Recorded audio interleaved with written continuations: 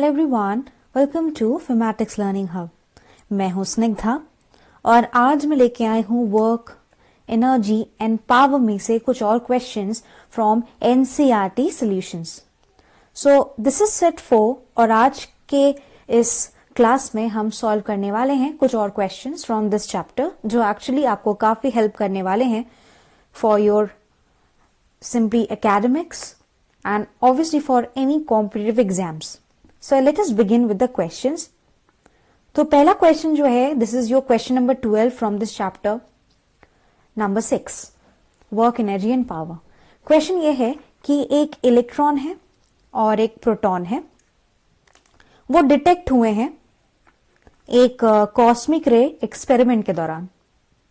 And जो पहला वाला है first with kinetic energy means जो इलेक्ट्रॉन की काइनेटिक एनर्जी है वो है 10 किलो इलेक्ट्रॉन वोल्ट और जो प्रोटॉन की है that is your 100 kilo electron volt.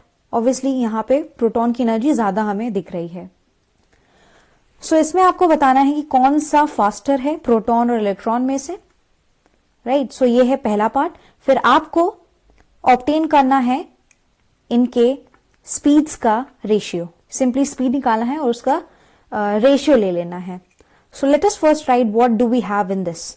तो यहां पे आप देख सकते हैं इलेक्ट्रॉन मास दिया गया है एज वेल एज प्रोटॉन मास दिया गया है और 1 इलेक्ट्रॉन वोल्ट जो कि होता है 1.60 इंटू 10⁻19 जूल्स।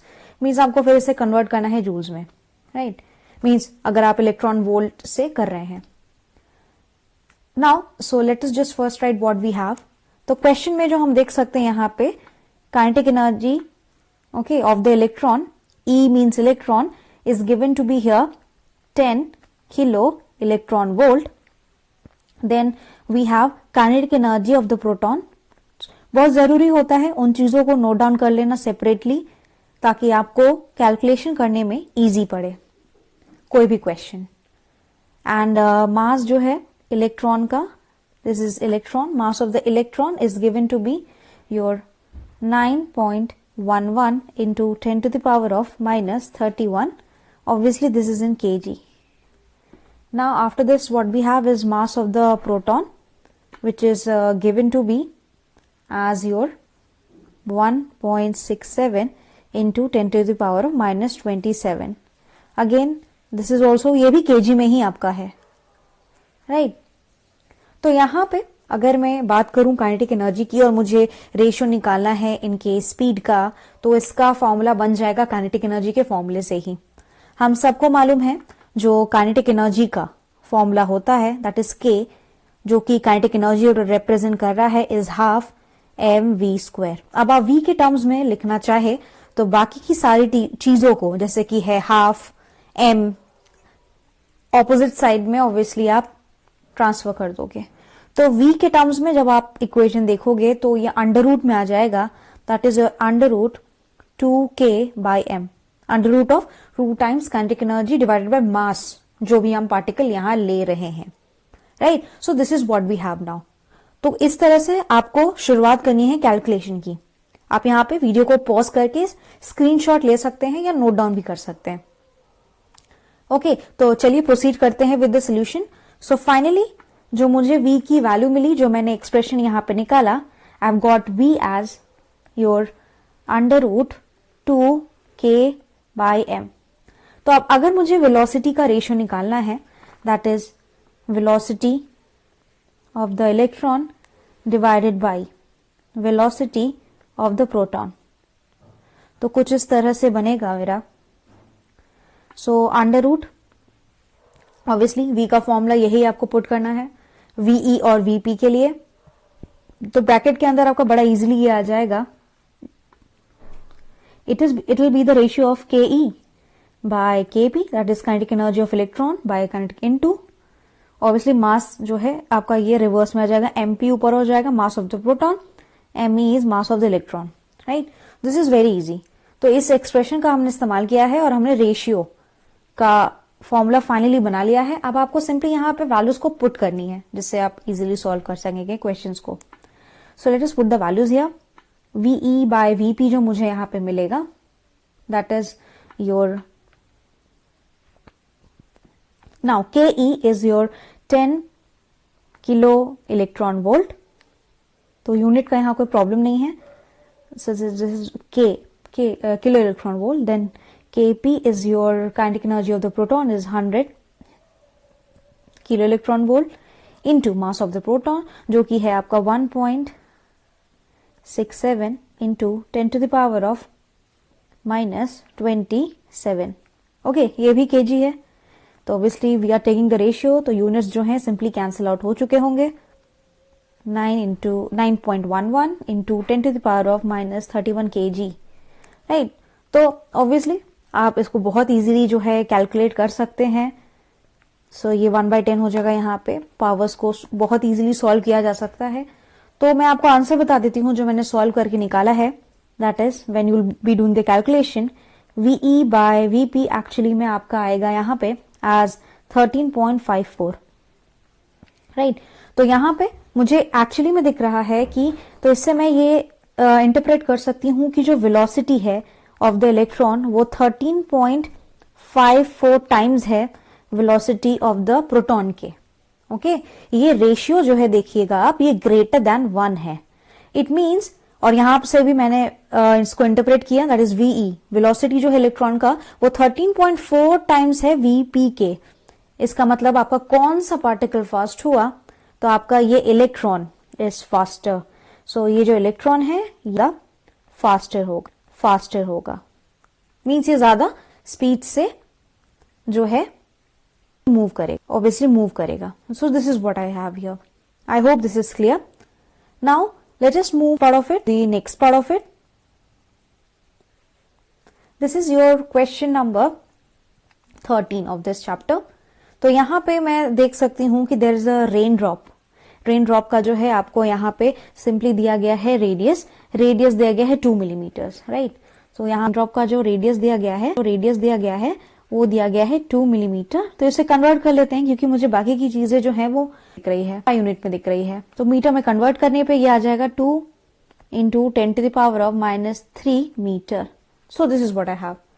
अब यहाँ पे ये जो रेन ड्रॉप है ये गिरता है, मीन्स फॉल करता है कितनी हाइट से, 500 मीटर की हाइट से, ग्राउंड से अबव, राइट। सपोज ये आपका जो है ये ग्राउंड है।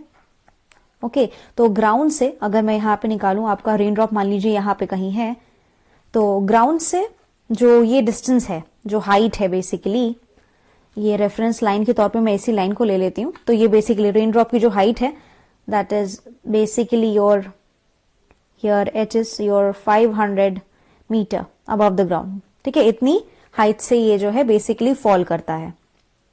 नाउ अब जब ये गिरता है तो इसका जो एक्सेलरेशन है, it falls with a decreasing acceleration से गिरता है, क्योंकि ऑब्वियसली जब रेन ड्रॉप नीचे की तरफ तो रेजिस्टेंस होगा एयर का, जिस वजह से इसकी एक्सेलरेशन जो है डिक्रीज होती चली जाएगी। तो it falls with a decreasing acceleration, okay, until at half its original height.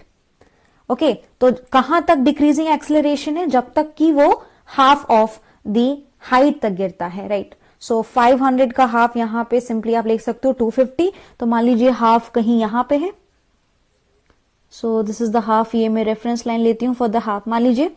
तो यहां पे कहा गया है कि हाफ ऑफ द वे में, दैट इज जब 250 मीटर तक गिरता है, okay, this is basically 250 metre. तो हाफ ऑफ द पाथ में यहां पे जो है एक्सेलरेशन डिक्रीजिंग है, so it has a decreasing acceleration.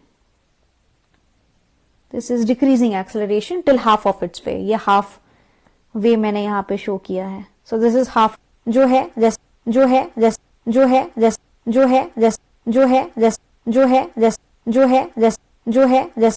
है जैसे वो आधा रास्ता क्रॉस कर लेता है, आधी हाइट तक आ जाता है, देन इट अटेन्स, उसको मिलती है मैक्सिमम टर्मिनल स्पीड, एंड ये मूव करने लगता है, मींस यहां से, इस पोजीशन से, मान लीजिए ये है रेफरेंस लाइन P, तो P पोजीशन से जब आप ये गिरता है ग्राउंड की तरफ, right, towards the ground basically, तो यहां पे इसका अब हो चुका होता है यूनिफॉर्म स्पीड से P से ग्राउंड लेवल तक गिरता है, G is the ground that I am denoting here. तो आपको बताना है कि what is the work done, okay, by the gravitational force. तो ग्रेविटेशन फोर्स के द्वारा किया गया इस ड्रॉप पे कितना वर्क डन होगा, दोनों के लिए निकालना है, फर्स्ट हाफ के लिए भी और सेकेंड हाफ के लिए भी, राइट। तो फर्स्ट हाफ मीन्स इतने के लिए ये आपका हो जाएगा फर्स्ट हाफ एंड ये वाला आपका हो जाएगा second half, right. So first half second half के लिए आपको निकालना है during its journey what will be the gravitational force. Okay, gravitational force पहले हम निकालेंगे, फिर हम आएंगे सेकेंड पार्ट की तरफ। चलिए, तो यहां पे जैसे कि मैंने देखा कि रेडियस जो है मैंने कन्वर्ट कर लिया था डायरेक्टली, ये दिया हुआ था 2 मिलीमीटर, जिसे कन्वर्ट कर लिया था मीटर में, that is 2 into 10⁻³ metre. Okay, now distance half कितना मूव करेगा, जो डिस्टेंस वो मूव करेगा, मान लीजिए इसको ले लेते थे s। अब ये डिस्टेंस मूव किया गया है हाफ ऑफ द जर्नी में, ये डिस्टेंस है आपका हाफ जर्नी के दौरान किया गया, जो कि आपका है ऑब्वियसली 500 टोटल था, तो 500/2 which is your 250 metre. Now यहां पे आपको जो है निकालना है वर्क डन बेसिकली। तो ग्रेविटेशनल फोर्स के द्वारा वर्क डन जो भी किया जाता है उसका मैं आपको फॉर्मूला बता देती हूं। दैट इज वर्क डन जो होता है that is given as mg, और यहां हाइट लेते हैं कि कितनी हाइट तक लेना है। तो आप यहां पे देख सकते हैं कि ऑब्वियसली आपको फर्स्ट हाफ के लिए जब निकालना है तो आपको 250 मीटर हाइट लेनी होती है। तो यहां पे हम s लेंगे, mgh फॉर्मूला होता है, h की जगह यहाँ पे सिंपली s है, क्योंकि मैंने यही नोटेशन यहां इस्तेमाल किया। आप h भी लिख सकते हो, h मैंने बेसिकली टोटल हाइट के लिए इस्तेमाल किया था, तो s लिखते हैं। सो mg इंटू s। तो यहां पे ऑब्वियसली g की वैल्यू पता है, s की वैल्यू पता है, मुझे मास नहीं पता अभी भी क्या है इस रेन ड्रॉप का, बट मुझे ये मालूम है कि जो डेंसिटी होती है, ठीक है, डेंसिटी को हम जो है रो से डिनोट करते हैं। डेंसिटी अगर मैं निकालूं वाटर की, ठीक है, तो ये आपका होता है density of the water is basically your 10⁻³ kg पर मीटर क्यूब। तो हम डेंसिटी का इस्तेमाल करते हुए यहां पे हम डायरेक्टली निकाल सकते हैं mass. So this is basically the density here. Now तो अगर मैं फॉर्मूला लगाती हूं मास निकालने के लिए, तो मास का फॉर्मूला आपका बनता है, मास जो रेन ड्रॉप का आएगा, ऑब्वियसली आपको जो है वॉल्यूम को मल्टीप्लाई करना पड़ेगा डेंसिटी से। तो पहले तो आपको वॉल्यूम पता करना पड़ेगा कितना है, और क्योंकि ये एक स्फेरिकल है, स्फेरिकल होगा आपका रेन ड्रॉप, तो स्फीयर की तरह ऑब्वियसली काम करेगा, जिसका रेडियस यहाँ पे क्वेश्चन में आप देख सकते हो गिवन है। तो what is the radius, I mean what is the volume of sphere. तो जो वॉल्यूम होता है स्फीयर का, उसका फॉर्मूला होगा ऑब्वियसली 4/3 पाई आर क्यूब, ठीक है, 4/3 पाई आर क्यूब इनटू डेंसिटी। तो यहां पे बड़ी इजीली हम अब वैल्यू पुट कर सकते हैं, 4/3, okay, then I have pi is 22/7 into r cube. R इतना दिया है यहाँ पे, इसका क्यूब ले लेंगे। तो ऑब्वियसली आप इसका क्यूब लोगे तो यहाँ पे आपको 8 into and 3 3s 9, that is 10⁻⁻9 आ जाएगा। एंड फिर आप इसको मल्टीप्लाई कर देंगे डेंसिटी ऑफ द वाटर। तो मैं नीचे लिख देती हूँ यहाँ पे 10⁻3, ओके, देन यूनिट तो आप लिख ही सकते हो आगे। तो आप इसको जब सॉल्व करोगे तो मैं आपको यहाँ पे बता देती हूँ कि जो आपकी वैल्यू आएगी दैट आप गॉट मास, आपको ये पूरा सॉल्व करना है। So I leave it up to you so that आप कैलकुलेशन कर सके। Okay, so this is basically into 10⁻3, so don't get confuse with this. तो आपका इसमें वैल्यू आएगा मास का as 3.35 into 10⁻⁻5 kg, right. So this is what I get here. तो ये मुझे मास मिल चुका है। अब मैं बहुत इजीली यहाँ पे वर्क डन निकाल सकती हूँ। तो एक काम करते हैं, वर्क डन का फॉर्मूला ये था, तो वैल्यू रख देते हैं work done in this equation number 1। So from equation number 1 I get this, that is work is your मास, जो आ चुका है यहाँ पे 3.35 इंटू 10⁻⁻5, ठीक है, m इंटू g। ऑब्वियसली यहाँ पे g की वैल्यू हम लेंगे एज 9.8 मीटर पर सेकेंड स्क्वायर। हम ऐसा यूनिट्स में काम कर रहे हैं। एंड s आपका 250 मीटर था, तो ऑब्वियसली आपका आंसर जूल में आएगा। जब आप इसे मल्टीप्लाई करोगे तो यहाँ पे आपको वैल्यू जो मिलेगी, you will get it as 082 and it will be in joules. तो ये है आपका वर्क डन। तो ये था आपका first part. So this is the work done basically by the gravitation force on the drop. Okay, ये होगा वर्क डन, आपने हाफ ऑफ द पाथ के लिए निकाला है। ओके, तो एक चीज मैं यहां पे आपको ये बता दूं कि आपको दोनों हाफ के लिए निकालने की जरूरत नहीं है। हमने फर्स्ट हाफ के लिए निकाल लिया है। और मैं आपको बता दूं, आप ये जो ड्रॉप था, ये जो रेन ड्रॉप था बेसिकली जब ये फॉल कर रहा था, let me show you this, जब ये फॉल कर रहा था, this was the first half, this was the second half. तो चाहे मैं यहाँ पे दोनों हाफ्स की बात करूं, whether this rain drop, right, चाहे वो डिक्रीजिंग एक्सेलरेशन से गिर रहा हो या चाहे आपका यूनिफॉर्म स्पीड से गिर रहा हो, जो कि सेकंड केस में बताया गया है यहाँ पे, राइट। तो दोनों ही केस में, चाहे यूनिफॉर्म स्पीड हो चाहे आपका ये हो डिक्रीजिंग एक्सेलरेशन, इन दोनों ही केस में जो आपका वर्क डन होता है, ओके, ये जो वर्क डन मैंने निकाला बाय द ग्रेविटेशन फोर्स, ये सेम होगा। Okay, so this work done by the gravitation force on the drop will remain the same. तो ये यहां पे सिंपली आपको दोनों हाफ्स के लिए निकालने की जरूरत नहीं है, it is going to be same, right, for the first half as well as for the second half. Okay, so you can pause the video here and take a screenshot.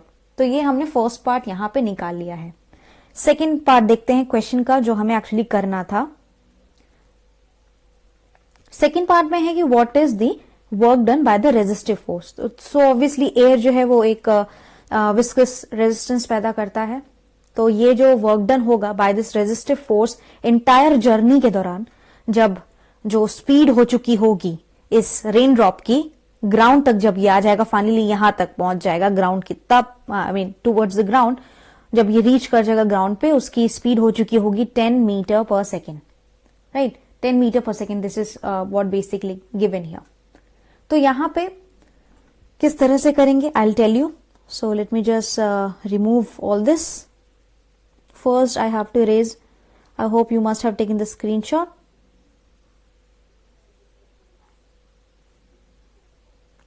सो यहां पे अगर मान लीजिए कोई रेजिस्टिव फोर्स नहीं रहता, तो जो एनर्जी होती है उस ड्रॉप की, जो कि ग्राउंड की तरफ गिर रही है, ऑब्वियसली वो किस तरह से आप उसको निकालते हैं। मान लीजिए अगर, तो एक सिचुएशन कंसीडर करिए, अगर देवर नो रेजिस्टिव फोर्स, ठीक है, अगर रेजिस्टिव फोर्सेस नहीं होते, ये रेजिस्टिव फोर्स होता ही नहीं बाय द एयर, तो उस केस में जो एनर्जी होती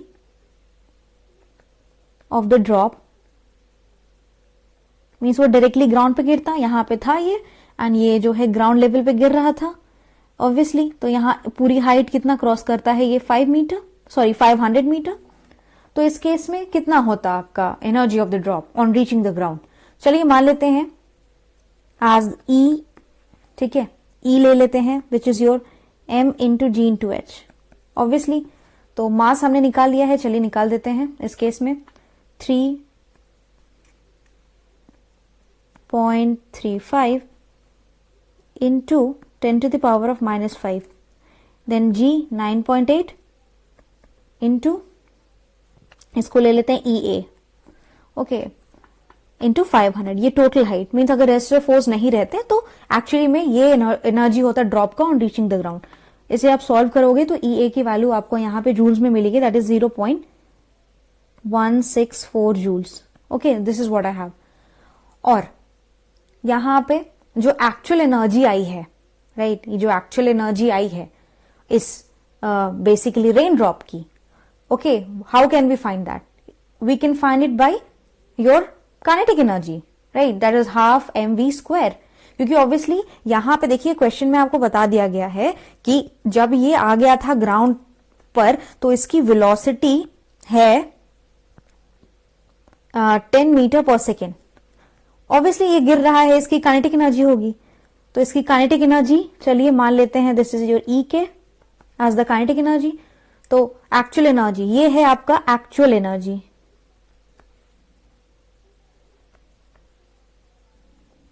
okay, this is the actual energy that I have. तो यहां पे actual energy this is the kinetic, जो कि एक्चुअली में काइनेटिक एनर्जी है इस रेन ड्रॉप की। तो निकालते हैं हाफ mv², तो ये आ जाएगा आपका हाफ, मास हमने निकाल लिया है 3.35 इंटू 10⁻⁻5 और यहाँ पे v की वैल्यू क्वेश्चन में दी गई है एज 10 मीटर पर सेकेंड, तो 10 का स्क्वायर। जब आप इसे सॉल्व करोगे आपको एक्चुअल एनर्जी जो कि काइनेटिक एनर्जी है रेन ड्रॉप की, वो आपको मिलने वाली है 1.675 इंटू 10⁻³ जूल। ओके, तो मुझे दो एनर्जीज मिली है बेसिकली। ये एनर्जी तब होती जब रेजिस्टिव फोर्स नहीं होते, और ये है इसकी एक्चुअल एनर्जी इस पार्टिकल की जब रेजिस्टिव फोर्सेस प्रेजेंट है। तो अगर मुझे वर्क डन निकालना है, ओके, अगर मुझे वर्क डन निकालना है बाय द रेजिस्टिव फोर्सेस, तो मैं डिफरेंस निकाल दूंगी एक्चुअल एनर्जी और इस एनर्जी का जब रेजिस्टिव फोर्स अगर नहीं होते। That is I would have found that is your EA minus EK। देखिए ये डिफरेंस है एनर्जी का, एक्चुअल एनर्जी और तब की एनर्जी जब आपके रेजिस्टिव फोर्सेस अगर नहीं होते। तो इन दोनों के एनर्जीज का जो डिफरेंस आएगा वही होगा work done by the resistive forces. So I hope this part is clear. तो अब यहां पे सिंपली आप डिफरेंस निकाल लो। तो यहां पे डिफरेंस निकाल लेते हैं लाइक दिस 0.164। ओके, सो यहां पे this is what I have here. So when you simply find the value, आपको सिंपली डिफरेंस निकाला है यहां पे दोनों के में माइनस 1 पॉइंट, आप इसको जो है सेम पावर्स में चेंज कर सकते हो, 675 इंटू 10⁻³ जूल्स। तो अब मैं डिफरेंस बता दे रही हूं यहां पे। एक्चुअली आपका जब आंसर आएगा आपको यहां पे डिफरेंस जो मिलने वाला है, you will get it as 0.1623 joules, right. So this is the answer. ये work done by the resistive forces था। So this is how we get the answer. So I hope this part is very clear, right? So you can do the calculation on your part. Although मैंने यहाँ पे कर दी हैं चीजें, that is going to help you for doing the questions here, right? So this is what I have here. Now बढ़ते हैं next question की तरफ, which is our 14th question basically. So there is a molecule in a gas container जो कि hit करता है horizontal wall को with a speed, कितनी स्पीड से, 200 millisecond. Okay, this is basically, okay, this is your MSA, जो कि आपका एक्चुअली यहां पे स्पीड दिया गया है। नाउ एंगल जो है ऑब्वियसली 30 डिग्री यहां पे दिया गया है। Now what we need to do is to solve this question. Let us see किस तरीके से हम इस क्वेश्चन को बेसिकली कर सकते हैं। तो पहले मैं सिचुएशन आपको बता देती हूँ यहाँ पे करना क्या है, ठीक है। यहाँ पे यूनिट में थोड़ा सा दिक्कत है। All I can see there is a misprint in this question, this is given here. चलिए क्वेश्चन सॉल्व करते हैं। I will be solving this. तो यहां पे बेसिकली सिचुएशन कुछ इस तरह से है कि ये मान लीजिए आपका जो है, this is a wall here. Okay, so I just draw it here. ये आपका वॉल है मान लीजिए, and there is a particle, एक पार्टिकल है जो कि आता है, यहां पे एक्चुअली होगा मीटर पर सेकेंड। ओके, 200 मीटर पर सेकेंड है, तो उसको आप करेक्ट कर लीजिएगा। This is wrong, this is a misprint here. So metre पर सेकेंड बेसिकली, तो मान लीजिए this is the obviously normal. अब यहां पे होता क्या है कि एक जो है पार्टिकल आता है, ये वॉल है, एक पार्टिकल आता है जिसकी स्पीड ऑब्वियसली यू ले लेते हैं, जो कि दी गई है यहां पे 200 मीटर पर सेकेंड। ओके, 200 मीटर पर सेकेंड इस स्पीड से आती है, एंड जब वो वापस जाती है तो अगेन इसकी वेलोसिटी v ले लेते हैं और वो सेम रह जाती है। ओके, तो ये रिबाउंड होती है सेम स्पीड से, क्वेश्चन में लिखा है। So this is 200 again metre पर सेकेंड। ओके, एंड ये जो एंगल है, ये एंगल जो नॉर्मल से बनता है that is 30 degree. So obviously if this is 30, this is also going to be a 30 degree. This is what I have here. तो यहाँ पे आपको बताना है कि क्या मोमेंटम यहाँ पे कंजर्व होगा इस कोलिजन में। ओके, और ये क्या ये जो कोलिजन है ये इलास्टिक होगा या इन इलास्टिक होगा। So this is how you need to do. तो यहाँ पे हमने वॉल जो है बना लिया है, ये मॉलिक्यूल था जो इस तरह से आता है एंड फाइनली हिट करके वापस चला जाता है। अब यहाँ पे देखिए आपको बेसिकली कॉम्पोनेंट्स निकालने पड़ेंगे, x components of the momentum of molecule, then the y components. फिर आपको बिफोर कोलिजन में टोटल मोमेंटम निकालना पड़ेगा जो कि ऑब्वियसली होगा between this wall and molecule, and again after collision में दोनों कॉम्पोनेंट्स निकालने होंगे। तो किस तरह से इस क्वेश्चन को करना है, let us try to understand first. Okay, now तो पहले हम यहां पे बात करते हैं एक्स कॉम्पोनेंट की। तो एक्स कॉम्पोनेंट का हम यहां पे करने वाले हैं। ओके, एक्स कॉम्पोनेंट क्या हो जाएगा, किसका, of the momentum. Okay, of this molecule क्या। चलिए यहां पे हम फाइंड आउट करते हैं। अब देखिए यहां पे पार्टिकल कुछ इस तरीके से यहां पे आता है। अगर आप इसका एक्स कॉम्पोनेंट निकालना चाहते हो, राइट, तो ऑब्वियसली आपको इसको देखिए, ये है आपका एक्स एक्सिस और इस डायरेक्शन में हो जाएगा आपका वाई एक्सिस। नाउ अगर आपको रिजोल्व करना है यहाँ पे बेसिकली एक्स और वाई कॉम्पोनेंट्स में, तो यू को जब आप रिजोल्व करेंगे तो दो तरीके हैं, या तो आप जो है यू को थोड़ा सा एक्सटेंड कर दीजिए कुछ इस तरह से,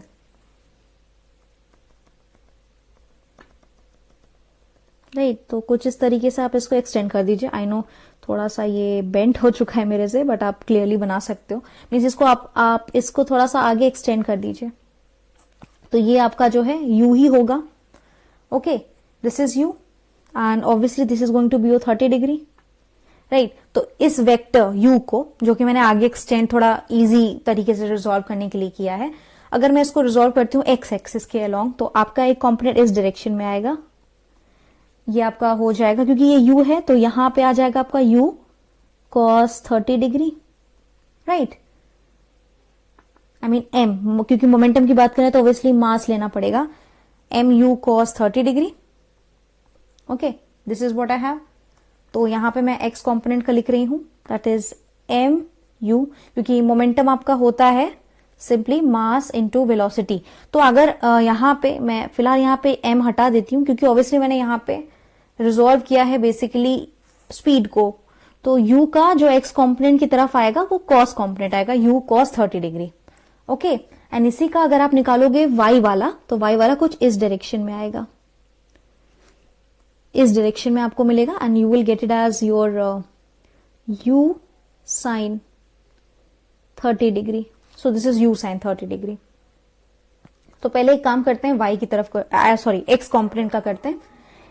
सो I have it as m। Okay, और आप एक और चीज यहां पे देखो, ये बेसिकली ये जो है नेगेटिव x डायरेक्शन है, this is your negative x direction. So you are going to get it as, obviously ये नेगेटिव हो जाएगा, माइनस, ठीक है, यहां पे minus m u, this is your cos 30 degree. So it will be like your minus, now mass into minus m. So what is this mass that I have to take? Mass कुछ दिया नहीं है तो m ही रखेंगे. So minus m, अच्छा u दिया गया है 200. Okay, and cos 30 हो जाएगा आपका 1/2. So I'll get it as minus, sorry, √3/2, right, just made a mistake. So cos 30 degree basically √3/2 होगा, तो यहां पे आपका ये आ जाएगा minus 100. Obviously this is going to cut down as 100, so minus 100 √3, and this is your obviously the momentum. m यहां नहीं भूलेंगे क्योंकि m is the mass. So ये x component था, okay, of the momentum. अब निकालते हैं y component यहां पे कुछ इसी तरीके से। तो जब आप y कंपोनेंट, मैंने ऑलरेडी यहां पे लिख दिया u sin 30 डिग्री। सो जो ये मॉलिक्यूल का हम बेसिकली अभी निकाल रहे हैं यहां पे, तो just keep this in mind, या ये अभी हम जो है बेसिकली मॉलिक्यूल के बारे में कर रहे हैं, ये मॉलिक्यूल का रेजोल्यूशन कर रहे हैं वेलोसिटी का, इनिशियल वेलोसिटी का, राइट। तो जो आपका y कंपोनेंट आ जाएगा इसी मॉलिक्यूल का, तो ये आपका किस तरह से आ जाएगा, it will be your m u sine 30. Okay, so यहाँ पे आप उसी तरह से फिर सॉल्व करोगे तो यहाँ पे sine 30 degree basically is going to be half. So this is your m into your 200 into sine 30 is your 1/2. सो यहाँ पे मुझे मिल जाएगा ये 100 m. Okay, so I hope यहां तक आपको समझ आया है. तो आप पहले तो जो है ये मॉलिक्यूल के बारे में हमने बात की है, राइट. तो आप वीडियो को यहीं पे पॉज करके आप स्क्रीनशॉट सिंपली ले लीजिए. Then I will proceed to the next part कि जब before collision and after collision की हम बात करेंगे. तो हमें मोमेंटम पता चल गया है, एक्स कॉम्पोनेंट और वाई कॉम्पोनेंट किसका, मॉलिक्यूल का. चलिए आगे बढ़ते हैं, keeping the same diagram. Okay, तो मैं जो हूं इस डायग्राम को फिर से यहां पे रिपीट कर देती हूं. So this was basically the wall and this came like this and this was u and it went like this. This was your v and this was your 30 degree. This was your 30 degree and u को मैंने जो है इस direction में थोड़ा extend कर लिया था जिससे मुझे कॉम्पोनेंट्स मिल गए थे x और y के along. Obviously this is negative x, ये -x हो जाएगा और नीचे -y हो जाएगा यहाँ पे. And this was again your 30 degree. Obviously by geometry you can see. Okay, now let us proceed this way. अब यहां पे मुझे अब निकालना जो है बहुत इंपॉर्टेंट वो है बिफोर कोलिजन जो एक्स कॉम्पोनेंट होगा टोटल मोमेंटम का, मतलब वॉल का प्लस मॉलिक्यूल का. तो बात करते हैं बिफोर कोलिजन, मतलब कोलिजन होने से पहले जब ये टकराया नहीं होगा. सो बिफोर कोलिजन की अगर मैं यहां पे बात करूं तो यहां पे सबसे पहले तो मुझे निकालना पड़ेगा एक्स कॉम्पोनेंट. ऑब्वियसली हम मोमेंटम की बात कर रहे हैं.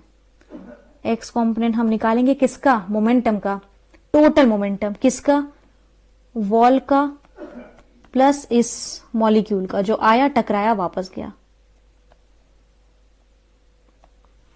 Okay, so I will get it as, देखिए यहां पे सम लेना पड़ेगा. तो अगर मैं बात करूं वॉल के मोमेंटम की तो वॉल वहीं का वही है, इसका कोई मोमेंटम नहीं है बिफोर कोलिजन, 0. और जो इनिशियल मोमेंटम था ओके ऑफ योर मॉलिक्यूल का जो इनिशियल मोमेंटम था that basically came out as like this. ये जो मैंने यहाँ पे एक्स कॉम्पोनेंट निकाला था, x component of the that is -mu cos 30 degree. This is -100√3 m. m is the mass. ये आपका है सिंपली मॉलिक्यूल का मोमेंटम, ये एक्स डायरेक्शन में है. So -100√3 m. m is the mass. तो यहां पे सिंपली आपको वैल्यू मिल जाएगी एज योर -100√3 m. ओके, तो ये हो गया आपका एक्स कॉम्पोनेंट, ये बिफोर कोलिजन की बात कर रहे हैं. आइए अब चलते हैं वाई कॉम्पोनेंट की तरफ. तो जो आपका वाई कॉम्पोनेंट होगा again of the total momentum simply wall plus molecule का कोलिजन होने से पहले. ठीक है, ध्यान रखिएगा मोमेंटम निकाल रहे हैं यहाँ पे टोटल बिफोर कोलिजन में एक्स और वाई कॉम्पोनेंट. तो ऑब्वियसली यहाँ पे वाई कॉम्पोनेंट भी अगर हम निकालेंगे तो वॉल का तो भाई 0 हो जाएगा और वाई का मींस जो वाई कॉम्पोनेंट था मोमेंटम का किसका, इस मॉलिक्यूल का, ये आपका हमने ऑलरेडी यहां से आप देख सकते हो जो मैंने निकाला था, जो ये आपका आया था 100 m. So that was your 100 m. तो वैल्यू आपकी आ जाएगी यहाँ पे 100 m. ओके, तो this is what I have here. So this is basically before collision. ये आया है आपका बिफोर कोलिजन. इसी तरह से आफ्टर कोलिजन की बात करते हैं. आफ्टर कोलिजन अगेन हम देखेंगे कि एग्जैक्टली आता क्या है. तो आफ्टर कोलिजन के लिए आपको इस v को बेसिकली रिजॉल्व करना पड़ेगा यहां पे. ओके, तो देखिए मैं यहां पे रिजॉल्व करके आपको बताती हूं.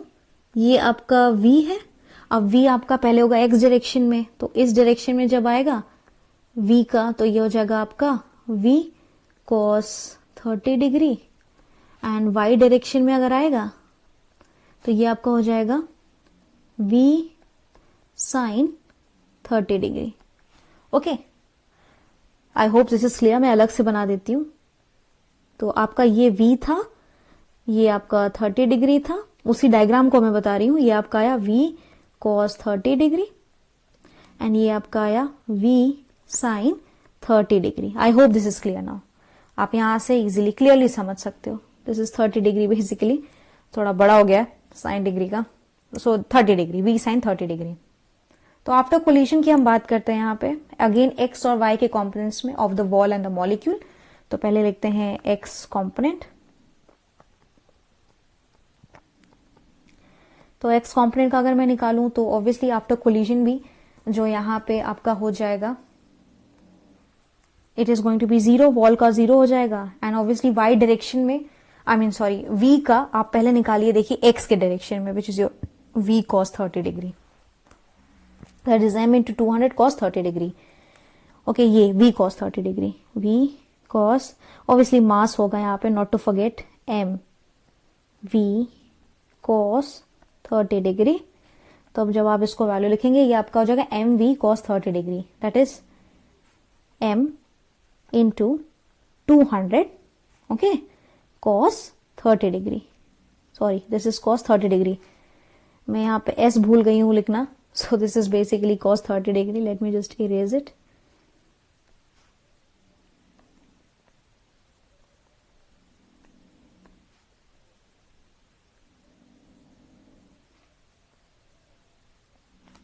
Right, so this is your cos 30 degree. अब यहाँ पे आप वैल्यू रख दीजिए, cos 30 डिग्री की वैल्यू लिख दीजिए यहाँ पे, विच यू ऑलरेडी नो। तो सॉल्व करने पे यहाँ पे आपको जो वैल्यू मिलेगी ऑब्वियसली √3/2 होती है cos 30 डिग्री की। तो यहाँ पे आपको मैं वैल्यू बताती हूँ क्या आएगी, बहुत ईजी है सॉल्व करना, उसी तरीके से आप करेंगे। यहाँ आ जाएगा 100√3, ठीक है, और ऑब्वियसली मास तो बचा का बचा रह जाएगा वैसे ही, क्योंकि इसकी वैल्यू नहीं पता है यहाँ पे क्वेश्चन में। अब इसी तरह से निकालिए y कॉम्पोनेंट, ठीक है, y कॉम्पोनेंट निकालिए जो कि ऑब्वियसली आपका हो जाएगा 0 प्लस, अब यहाँ पे आ जाएगा m v sin 30 degree, m v sin 30 degree. जब आप इसकी वैल्यू पुट करेंगे, v की वैल्यू क्या है 200, दिस वेलोसिटी ऑफ टेकन जो कि y एक्सिस के लॉन्ग है, y कॉम्पोनेंट निकाल रहे हैं, तो यहाँ पे आ जाएगा 100 m। ओके, तो इस तरह से पहले तो आपको पूरा निकालना है। ओके, तो यहां पे मैं देख सकती हूं मुझे जो वैल्यू मिली है बेसिकली दैट इज मोमेंटम की, राइट, मॉलिक्यूल ऑफ वॉल का, ठीक है। तो यहां पे बेसिकली मोमेंटम जो है it is conserve, that I can see the wall has a recoil momentum such that जो मोमेंटम है of the wall plus momentum of the outgoing molecule वो इक्वल है, इक्वल करता है, means equals the momentum of the incoming molecule here, means before collision as well as if I talk about your after collision here, that you can see here, right? So before collision में मुझे जो value यहाँ पे दिख रही है that is obviously x component में यहाँ पे तो ये simply आपका साइन है, साइन इस वजह से ले गया क्योंकि नेगेटिव आपका दिखाना है ऑपोजिट डायरेक्शन में, ओके, रेजोल्यूशन क्योंकि इस डायरेक्शन में हुआ था। बट अगर आप यहाँ पे देखो जो वॉल का जो रिकॉइल मोमेंटम है as well as such that जो मोमेंटम है वॉल का plus momentum of the outgoing molecule वो इक्वल करता है momentum of the incoming molecule, मतलब जैसा जिस मोमेंटम से आया उसी मोमेंटम से वो वापस चला गया है इस केस में। ओके, तो यहां पे इनिशियल काइनेटिक एनर्जी जो है it is going to be same here as the final kinetic energy here. तो यहां पे क्वेश्चन में बेसिकली पूछा यह गया था कि क्या यहां पे मोमेंटम कंजर्व हो रही है, राइट? तो obviously all I can see that yes it is happening, क्योंकि यहां पे एनर्जी जो है वो कंजर्व है। तो इनिशियल काइनेटिक एनर्जी जो होगी एज वेल एज जो आपका फाइनल काइनेटिक एनर्जी होगा, हाफ एम यू स्क्वायर की बात करें जो कि इनिशियल काइनेटिक एनर्जी है, या हाफ एम वी स्क्वायर की बात करें, इट इज द सेम, क्योंकि यहां पे इनिशियल वेलोसिटी और फाइनल वेलोसिटी दोनों ही 200 मीटर पर सेकेंड क्वेश्चन में दिए गए हैं। It means that this is basically your elastic collision here that I am getting here. Okay, तो यहां पे आप देखोगे तो it is the same before collision and after collision, it is the same. अगर मैं यहां पे साइन की बात करूं तो साइन सिंपली यहां पे डायरेक्शन को शो कर रहा है, अदरवाइज वैल्यू वाइज ये आपका सेम है। इसमें कोई भी अंतर नहीं है। नेगेटिव साइन सिर्फ इस्तेमाल किया गया है to show the direction. Otherwise आप दोनों केसेस में निकालोगे, बिफोर कोलिजन की बात करें या आफ्टर कोलिजन में, वहां पे आपका सेम आ रही है वैल्यू। टोटल मोमेंटम शुरुआत means before collision as well as आपका आफ्टर कोलिजन में it is coming out as same, क्योंकि वैल्यू सेम है। Okay, so forget about the minus sign, that is only because for the direction here. Okay, तो obviously this is your which collision, this is basically your elastic collision, क्योंकि यहाँ पे energy same रहेगी। क्यों रहेगी? क्योंकि obviously आप question में देख सकते हो, अगर मैं बात करूं v की या चाहे बात करूं u की, इन दोनों की वैल्यू सेम है, दैट इज 200 मीटर पर सेकेंड। तो आप काइनेटिक एनर्जी का भी अगर फॉर्मूला लगाते हो, जो कि आपका होता है हाफ mv², और ये आपका इक्वल होगा एज हाफ mu² के। ओके, क्योंकि यहाँ पे ऑब्वियसली u और v जो है दोनों के दोनों सेम है। इट मीन्स एनर्जी पहले भी उतनी थी, बाद में भी उतनी रहेगी। So this is basically your elastic collision, right. So कुछ इस तरह से आपने क्वेश्चंस को सॉल्व करना है। So I hope this is very much clear to you. Thank you so much everyone for watching my videos. आप मेरा फेसबुक पेज भी जाके लाइक कर सकते हैं, so do like my Facebook page. आप मेरा टेलीग्राम चैनल भी जो है ज्वाइन कर सकते हो, जो कि सेम नेम से है, by the name Phematics learning hub. So do go and subscribe to my channel अगर आपने अभी तक नहीं किया है, राइट। सो वीडियो को आई होप आपने अंत तक देखा होगा, काफी मेहनत से बनाया है, सॉल्व किया है क्वेश्चंस को। तो just it will be really in a good way अगर आप मेरे चैनल को सब्सक्राइब करते हो। अगर आप मेरे वीडियोस देख रहे हो तो I would definitely want you to subscribe to my channel and I really appreciate that. So thank you so much everyone. इसी तरह से जुड़े रहिए मेरे साथ, हम इसी तरह से और भी क्वेश्चंस करते रहेंगे आगे भी, and I will be there to solve the questions for you in detail way. Thank you so much everyone. आप सबसे मैं मिलूंगी अब एक नेक्स्ट क्लास में। Bye bye.